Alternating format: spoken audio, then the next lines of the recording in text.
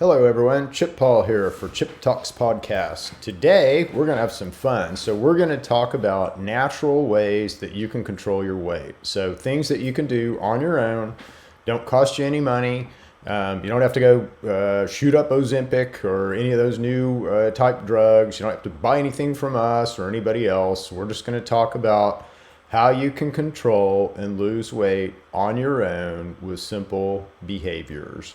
We're going to talk through some things first, though. I got to give you some education and prep you up a little bit on what we're going to talk about. So we're going to talk about the endocannabinoid system and its role in feeding and craving. And we're going to talk about some strategies that we can do to basically lose weight, right? So how we can overcome, let's say, some of these things that happen inside of us. So first of all, remember when you were a kid, or, I was taught this when I was a kid, they'd always say, well, you can't put too much food around a horse because a horse will continue to eat. It doesn't have a full switch. Well, guess what? You're not exactly like a horse, but you're kind of like a horse in that we really don't have a full switch. So it's very easy for us to, let's say, overeat or over-energize our bodies. Eating and food and our relationship with food is a chaotic and confused mess of junk. I'll just tell you, when you start researching and we start really looking for truth here and looking for, real answers, it's difficult. Because we have such a weird, intimate relationship with food, and for whatever reason, it looks like, that benefits somebody that writes science and funds science research, and wants that to continue. So you have to fight through all that chaos, really, and confusion in order to get to the truth about, let's say, us and food. So first of all, it's a big discussion, right? So what should you eat? How much should you eat? When should you eat? So we're going to try to break this down a little bit into some, let's say, a system that might work. Okay. So first of all, we need to lose weight. So we're all worried about losing weight. And again, weight is something that has not really been within our control. So the only way that I've known throughout my life to lose weight is to either exercise more or to eat less. Those don't always work. Okay, so those don't always work, and I'll give you some examples of that as we talk this through, but those don't always work. So eating less or eating less calories does not always work for losing weight, and I'll give you some examples of that here in a second. So, we were taught that calorie restriction, exercise more, so either up, the amount of calories that you're burning, or, down the amount of calories you're consuming. Well, it's a little bit more complicated than that. Again, we get a lot of, we have a lot more interaction, let's say, with nutrients and with energy that doesn't go in our mouth than we think. Let's just put it that way. So let's leave it at that. So there's a lot of unexplained stuff, our interaction with the sun, how much energy we get there, how many calories we get there every day, how many nutrients we get from absorbing ions that are in the air all the time. So that's still new, right? So we're not really, we'll just put that off to the side. But, if you look at yourself as a system, you have to consider things like that because, again, you're systemically having inputs and those have effects and those might matter, they might not. You're constantly absorbing water. So that, again, has a bearing on your weight and how much you weigh. But let's talk this through just as far as, let's say, what we know about, eating and food consumption and things like that. So are there things that we can do along those lines to lose weight? And it turns out, yes. So real quick, let me walk you through kind of how your body works. And this is really important because actually this is super important. You are just a collection of cells. You're just an intelligent collection of cells. Okay. And how those cells know what they are. So, some cells seem to form together to form a stomach, and other cells seem to form together to form blood vessels, and some cells form together to form a lung. And so how these cells intelligently understand how to form up and build an organ And then in that system, understand how to talk to each other. So again, a lung needs to talk to a surface cell or the liver cell or, other cells at times. So how does all that work? That gets majorly complex, but it can be simplified greatly when we just take it down to a cell. So what does a cell need? So a cell needs things for energy, right? A cell needs gasoline. A cell needs, stuff to be able to run.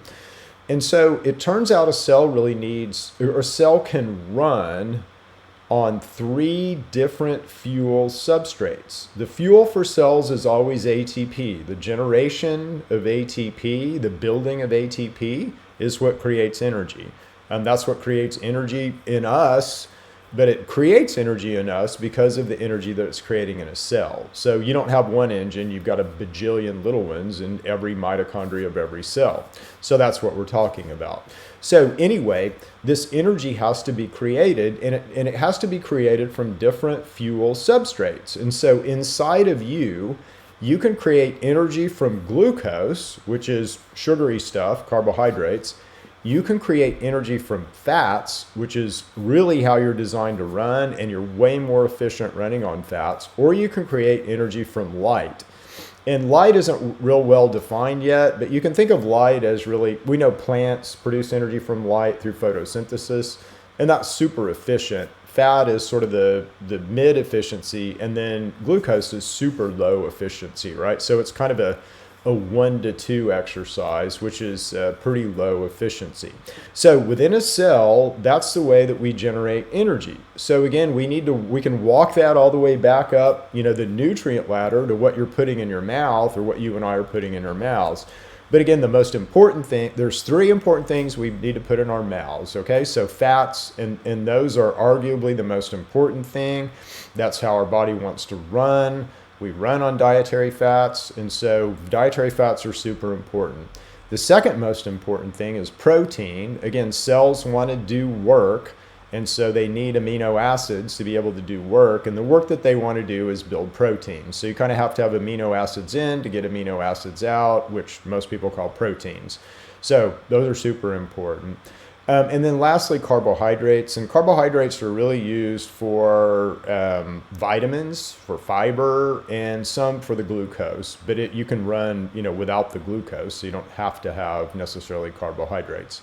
So that's kind of the things that we put in our mouth. There's different gradations of those, all over the place. If you walk through a grocery store, you're not going to see the protein section, the fat section, the carbohydrate section. It's just not the way that we think about things, but those are the primary food groups, let's say, that we need to consume. Okay, so again, now we're talking about our mitochondria, and our mitochondria will run in different ways on those different food groups. So again, protein and sugars will kind of keep us in glucose mode. Fats will make us more efficient, and we're up to 50 times more efficient when we're burning fat, okay? So can I make you burn fat? Yes, it's very easy. Just I don't feed you for 5 hours. And after 5 hours, you'll start burning fat. And in fact, most of your body, your macro processes, will start burning fat and will continue to burn fat until I feed you, okay? So it's just that easy. If you want to lose weight, well, don't eat for 5 hours and continue to not eat for a period of time after that, and you will burn fat. The longer you go, the more fat you'll burn. So this is called fasting. It's called a fasted state. But again, it only takes 5 hours past your last meal to enter this state. So what we're going to talk about really is intermittent fasting, and intermittent fasting as a way to control our weight. And we'll talk about a bear here in a second, because a bear is a good example of a way to control weight. But in intermittent fasting, what you're doing is you're understanding this 5 hour window of processing that we have, and you want to kind of drive your meal consumption into a really, really tight window, and then you'll have 5 hours past that window of process, but that'll be it, right? So if I can eat in a 4 hour window and I've got 5 hours of process past that, that gives me 15 hours of fat burning magnificence. And that's what we want if we're going to want to lose weight. So we're going to want to optimize the amount of time that we spend in this mode called fasted. Now you'll notice this has nothing to do with how many calories you eat. Nothing at all with how many calories you eat. This fasted and fed switch is simply about the timing past your last meal, okay? And that's the most important thing that I have to tell you, because most of us, when we think about, oh, Chip, you're going to tell me about intermittent fasting and some diet I'm going to have to go on, and that means I'm going to have to give up my ice cream or my steak or my chicken or my whatever, right? And we get this sense of, panic because we might have to give up something, and we quit listening, okay? So that's not what I'm saying to you at all. You can eat as much as you want on this diet, if you want to call it a diet, this behavior plan. I don't really care. Eat as many calories as you want. It's going to be better for you if you kind of eat the things that I'm talking about. So dietary fats first, amino acids second, and carbohydrates third.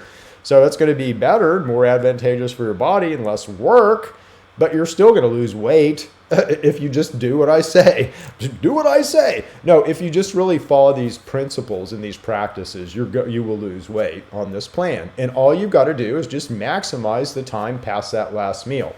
So and I'll give you a for instance, because this is what my wife and I, Cindy and I do, and this works very, very well for us. So we won't eat during the day. So we get up in the morning, we'll drink our tea, but we don't put any creamer in it. We don't put any sweetener in it. You can use stevia. So stevia is okay. Stevia won't break a fast because I put stevia in my tea. And I put stevia in my water that I drink all the time. But anyway, you can put, something like stevia in there, but you need to be very careful. But what we do is we'll have that in the morning. We drink water all throughout the day. And we don't eat until probably 4 or 5 o'clock in the evening. And we'll eat a big meal at 4 or 5 o'clock. And then we'll kind of snack till, around 8 o'clock, 9 o'clock at night, till we get ready to go to bed. So that's eating in a 4 to 5 hour window. And that's super advantageous because let's say we eat in a 5 hour window. We've got 5 hours of processing, so 10 hours. So we got 14 hours. 14 hours of burning fat, of being in an advanced, let's say, state where our immune system is stronger, where we're 50 times more efficient, when we're in this state. So I try to be in this state. I'm in this state right now. So I'm in a fasted state right now. I feel, energetic. I feel creative. I got lots of energy. And it's right now while I'm doing this video, it's 2 o'clock in the afternoon. So it's been 18 hours since I've last eaten. I don't feel it at all. I don't feel any need to eat. Don't feel crazy about eating. None of that. Now, it's taken a little while to get there. But what we recommend for people to start off with is to start in an 8-hour fasting window, okay? And the window you can think of as first time you eat, you're opening the window. And the last time you eat during the day, you're closing that window. Most of us can skip breakfast. We can eat a lunch. So we open the window at noon. So again, eat as much as you want, not about quantity. Do be concerned about sugar and things like that, but don't, deny yourself anything. So eat a lunch, whatever you want for lunch, and then eat dinner and then stop eating. So it's that easy, right? So that's eating in an 8-hour window. An 8-hour window will cause you to lose weight, but it will be slow, and it will help your health, but it will be slower. The more that you can narrow down that window, the faster results you will get, which is wonderful. So let's talk a little bit about hunger, because I think hunger is an interesting thing. So first of all, you can go 40 days without eating, okay? 40 days. So why do we get hungry every day? Why don't we get hungry every 3 or 4 hours? Well, we mistake, let's say, a lot of gaseous processes inside of ourselves for hunger. So we definitely have movement in our tummies, in our digestive systems that happen. You'll have movement at about 10 or 11 o'clock in the morning every day. And this is due to the sun, not due to anything that you've eaten. It's due to circadian rhythms. So that's going to happen no matter what. And you're going to, might mistake that, let's say, for a hunger pain. It's not. You've gone, 39.5 days from your last meal. So again, you can go 39.5 more days, or you've gone 0.5 days. You can go 39.5 days more without eating. So it ain't that. We're really interesting when you look at us as a vehicle and kind of how hunger happens. And so hunger happens in a very similar way that, let's say, if you're addicted to alcohol or addicted to heroin or, addicted to anything happen. It's the same mechanisms that happen. And it's called feeding and craving behavior if you want to study it. But it's a powerful thing. Again, it's the same thing that causes a heroin addict to, stick to his heroin. It's the same thing that causes a cigarette smoker to continue to smoke cigarettes, even though they know that it's horrible for them. So our food, I hesitate to say addiction, but it kind of is that. So our relationship with food is very addictive and has all the hallmarks of addictive behavior. Okay, so that's important. I know a lot of you don't want to hear that, but that is just fact and truth. Now, what happens, and this is really cool, is when we get hungry, as cells sort of, let's say, have cellular need, they scream. So they'll say, well, I need stuff. I need, I'm low on ATP. I have too much ADP, so I need to be able to produce energy. And I need some fat or some sugar to be able to do that. So that's the way cells talk. They'll communicate that. Again, that information will go to hypothalamus hippocampus and vagal afferent nerve. And you'll make some decisions about whether you need to begin to, let's say, cue yourself for nutrients. As you do, you will begin to pop up little CB1 neuroreceptors everywhere in your digestive and tummy area. And these are the guys that really control our satisfaction and our craving, which is really cool. And it makes sense because the endocannabinoid system is our master regulatory system. So it has to regulate energy status and it has to regulate our feeding behavior as our master regulatory system. And this is the way that it does it, which is pretty darn cool. It also makes it a interesting pharmacological target if you're going at weight loss. And the first really pharma exercise into the endocannabinoid system was a drug called Renombant. And it blocked these guys. It tried to stamp down the popping up of the CB1 receptors in the stomach, which worked. It worked for, let's say hunger control. The bad thing was that everyone got suicidal and, there was a lot of reports of mental health issues. So blocking CB1 or stomping those guys out really is probably not such a good idea. And we learned that in the Renombant trials. However, it did indicate that the endocannabinoid system is deeply and intimately involved in our feeding and craving behavior. All right, so last thing I want to tell you the story of a bear. You've likely, if you've been around me, you've heard the story of a bear, but I'll tell it again for those of you who are new and don't know the story of a bear.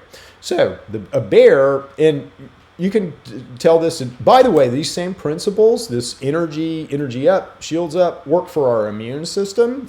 So everything that I'm telling you for weight loss should also be applied to strengthening your immune system. If you're sick, if you have cancer, if you have stuff like that going on, again, intermittent fasting is good for the very, very reasons that I'm talking about, both good for weight loss and also good for your health, okay? So let me tell you a story about a bear, the story about a bear. So first of all, you don't have to go into a cave for 3 months and not eat anything and sleep and starve yourself. So that's not the bear story I'm going to tell you. I'm going to tell you about what a bear does the other 9 months of the year, because bears completely control their weight, all right?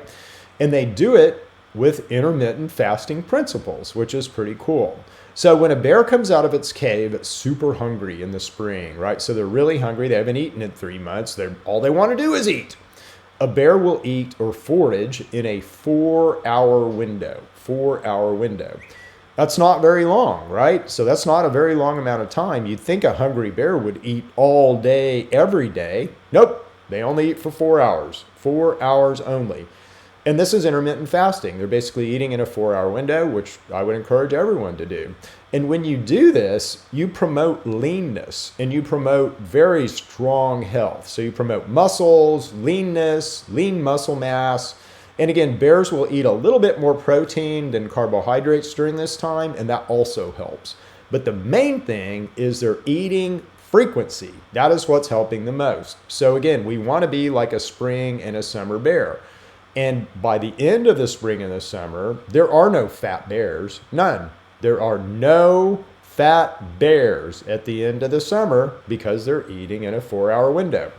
When bears decide to put on weight for the winter, and every bear does, they will simply change this eating window. So they will go from a 4-hour eating window to a 20-hour, 14 to 20-hour foraging window. So 14 to 20 hours a bear will eat in. If you eat in a 14 to a 20-hour window, it will promote weight gain. The other thing that bears do is they eat a little bit more carbohydrates than protein, and this also helps them. But they put on weight like crazy. Now, all they do is just change their eating frequency from a 4-hour window to a 14-hour window or greater. Most of us, if you eat breakfast, oh, by the way, if a fall bear stayed a fall bear, so like if a fall bear didn't hibernate, if they didn't go and, sort of burn off the weight in the winter, they would begin to get metabolic syndrome. They would have the same issues of obesity. They would get diabetes. They would get all of the things that we get when we are overweight. So again, a bear is susceptible to the same stuff. This is part of their normal behavior. And again, if we were going to behave this way, we'd have to be a lot more cognizant of the fats that we eat and balance the fats, because in order to gain and lose that much weight, you have to have your fat modeled perfectly, and a bear does. So there's even more we can learn about from a bear with fats, but we'll talk about that in another chip talk. So right now, we want to be like a summer bear. We want to eat in a 4-hour window. We don't want to be like a fall bear that eats in a 14-hour window. If you eat breakfast, lunch, dinner, and a snack before bed, you're a fall bear, and you're going to look like a fall bear. If you eat in a 4-hour window, you're going to be like a spring and summer bear, and you're going to look like a spring and summer bear. So that's all it for today. Again, hope you've enjoyed this Chip Talks, and let's all be like spring and summer bears, shall we? We'll see you guys later. Bye-bye.